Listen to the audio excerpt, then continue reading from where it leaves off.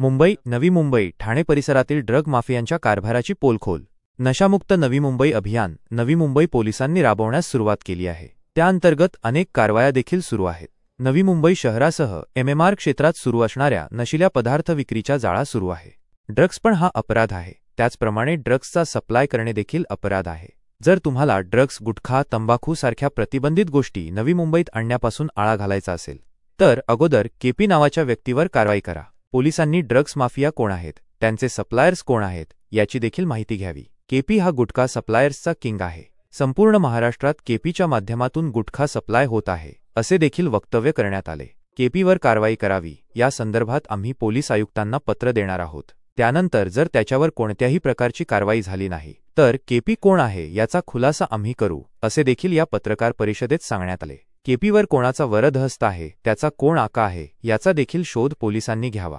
या नवी मुंबई शहरामध्ये महाराष्ट्रातल्या अनेक भागामध्ये किंबहुना उत्तर रायगड असेल, पुणे रत्नागिरी असेल, ठाणे शहर असेल, इतर लगतच्या शहरामध्ये असेल, मुंबई सारख्या शहरामधले ड्रग्ज आणि त्याचप्रमाणे गुटखा या सगळ्या अशा प्रकारच्या अवैध नशेली पदार्थांना सप्लाय करणारा एक ड्रग्ज माफिया म्हणा, त्याला काही म्हणा, एक कनेक्टर ज्याला म्हणतो आपण सप्लायर, त्या पद्धतीचा एक नाव पुढे येताना दिसतं. त्याच्याबद्दलची माहिती मला लक्षात येते की ती म्हणजे केपी. आमचं म्हणणं एवढंच आहे की नवी मुंबई पोलिसांचं मी शिक्षणाबद्दल कौतुक करतो की त्यांनी अलीकडच्या काळामध्ये अनेक कारवाया केल्या करून, पण जर या कारवाया होत असतील तर एवढा मोठा ड्रग्ज मोठ्या प्रमाणामध्ये नवी मुंबईमध्ये येतो कसा काय, आणि येत असेल त्याचा तिथे सप्लायर आहे करून. मग जर सप्लाय असेल तर आम्ही सहज सप्लायरवरच्या मुसका का ओळखत नाही. म्हणून माझं म्हणणं एवढंच आहे की नवी मुंबई पोलीस आयुक्तांना भेटून आम्ही हु इज केपी म्हणजे who is kept? If you really wanted to ban, if you really want to ban these drugs, gutka, tobacco, then ban Mr. KP. If you really want to ban drugs, gutka, tobacco, then you ban KP. आमचं एवढंच प्रांजळ होतं.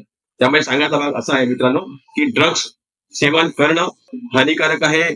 Drugs सेवन करणं हे अपराध आहे, पण त्यासोबतच ड्रग्जचा सप्लाय होणं हे देखील अपराध आहे करून. आणि जर ड्रग्जचा सप्लाय एवढ्या मोठ्या प्रमाणात होत असेल तर त्या ठिकाणी पोलिसांनी अलर्ट होऊन अशा प्रकारचे सप्लायर्स, अशा प्रकारचे कनेक्टर्स, अशा प्रकारचे कोण आहेत याच्याबद्दलची त्या ठिकाणी माहिती घ्यावी.